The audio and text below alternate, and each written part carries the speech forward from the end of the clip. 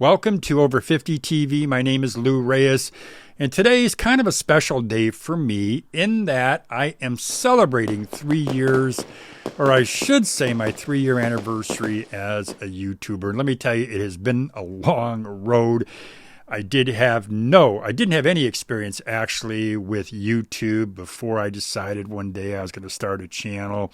I knew it was something I wanted to do.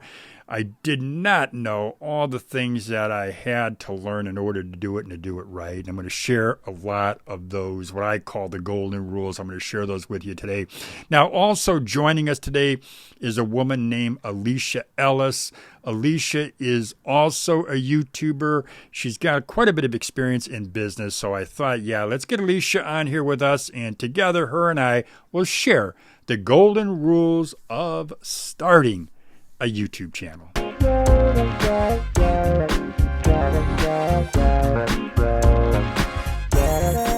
And today I am with Alysha Ellis. Alysha, welcome to Side Hustle Rules. Thank you, Lou. It's super excited to have the opportunity to join your platform and talk about, side hustle rules and all the knowledge that you have. It's going to be a great conversation. I know you've got a YouTube channel. What is your YouTube channel called? Alysha Ellis. People can follow me there and subscribe to my channel. My theme is really capturing people's stories. So I have a couple of different multimedia outlets that I do. I love doing positive message to encourage entrepreneurs and other creators and innovators in this space to keep going, right? It's tough times even right now as we pushing out of this pandemic in 2022, but I love to send encouraging messages. I like to share resources, and I love to amplify our voices through sharing our stories. Yeah, and I think you're doing a really good job of that, Alysha. So let's start with, what would we do in 2022? And number one, I will tell you this. What I did in the beginning was I kind of did what I would call hyper niching.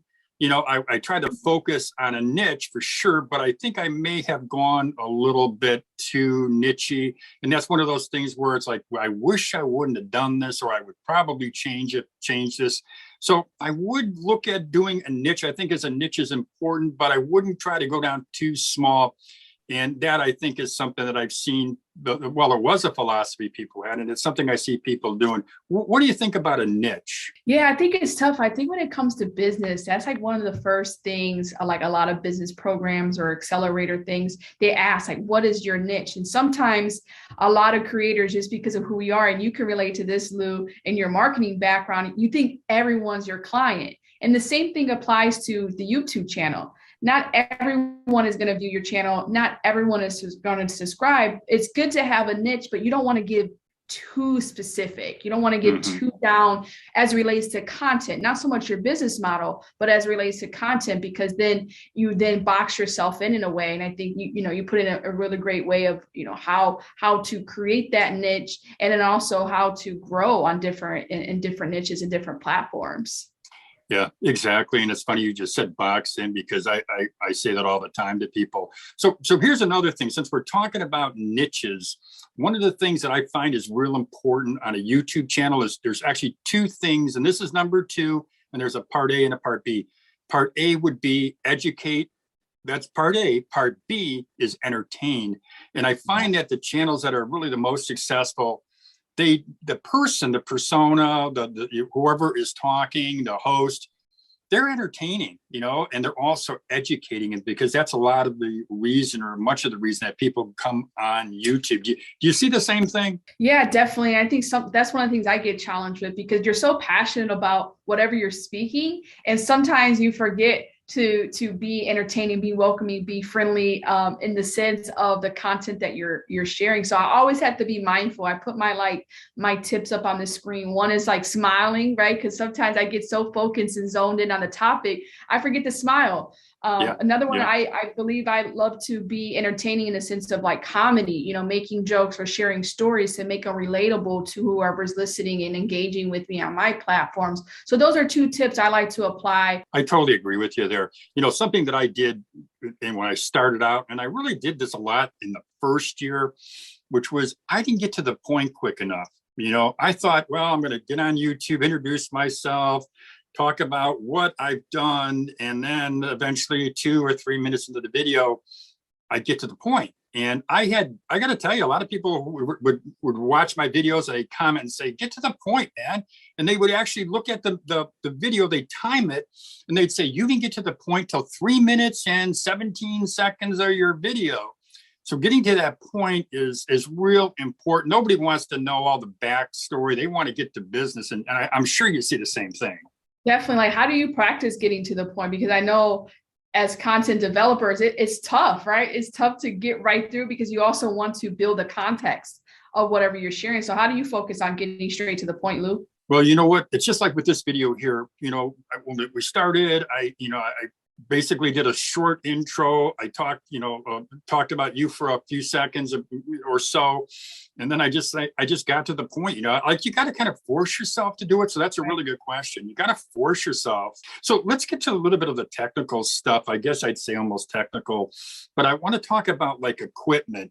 When we first talked before we started getting these cameras going here, you asked me what equipment I use. And for this shoot, a shoot like this, I always use my iPad, and I use it for a variety of reasons that I like.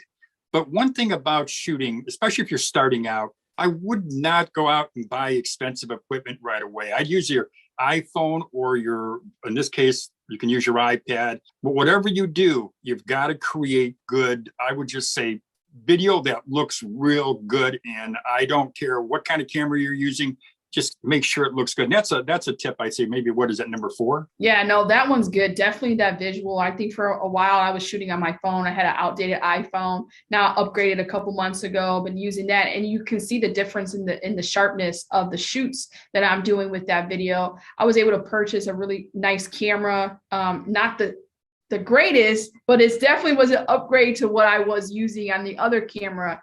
And I would definitely agree that visual standpoint and having that clear background, your camera lens being real cleaned off. And I wanted to bring this on. These are really good, these type of towels, along with the ones to clean your glasses. I always make sure, and I did this before we jumped on, I made sure I clean my camera lens with my computer with this, because, sometimes there might just be some type of dust or a fingerprint, and that can really impact the quality of your recording. So, these are like, you could buy one of these for like $1, and then those lens cleaners are on Amazon and everywhere else. But those are a couple of things that I like to do, like just to make sure that I eliminate anything that could possibly make my video blurry or add something on there that doesn't give me the greatest quality that it could produce. But in addition to the visual, you've got to have great sound. And it's so funny we're talking, because I've got this mic here that I bought. It was cost me the whole setup for the mic and the stand was over $1,000.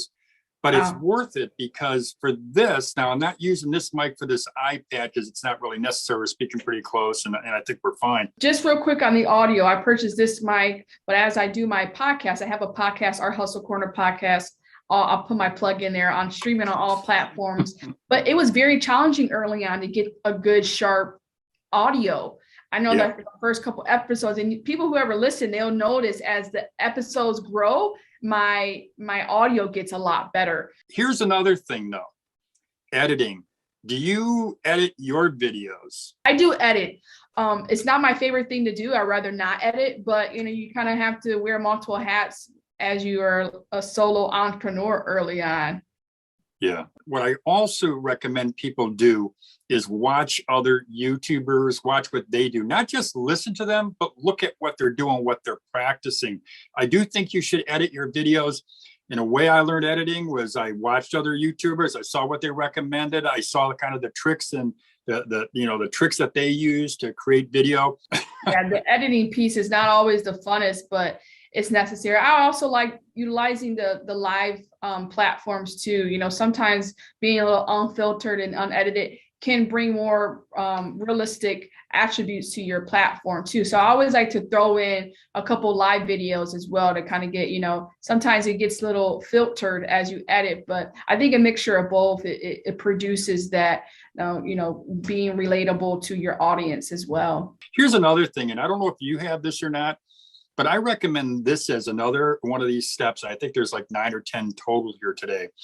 But I think getting an app like a TubeBuddy or a vidIQ. Do you use either one of those? I don't. I know you were talking about this before we jumped on. No, I don't use any of those. I'm definitely gonna to look into them and seeing, how to utilize those resources. One of the things I think you do this, Alysha, is a tagline.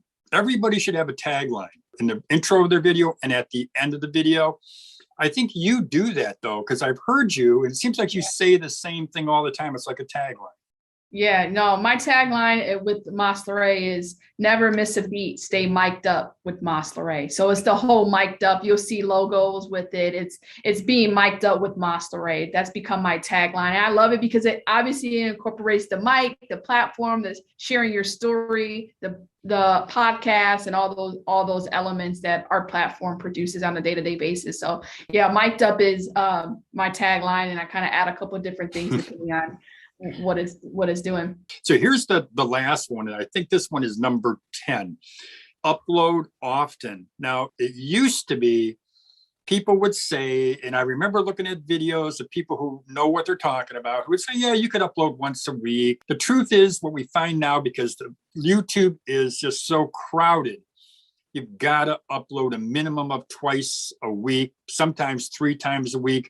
Yeah, and that's something I got to get better with. That's 100%. I think I use a lot of different platforms. YouTube is something I want to strengthen, but then my platform and my diversity and how I reach different audiences. So you guys are going to be seeing more of me in my video posts, because Lou is definitely giving some great tips today on what you would do in 2022 for, taking your YouTube channel to the next level. Yeah, there's always a lot more stuff, but these are really the 10 basic things that I think every YouTuber should follow if you're really going to start a new YouTube channel in 2022.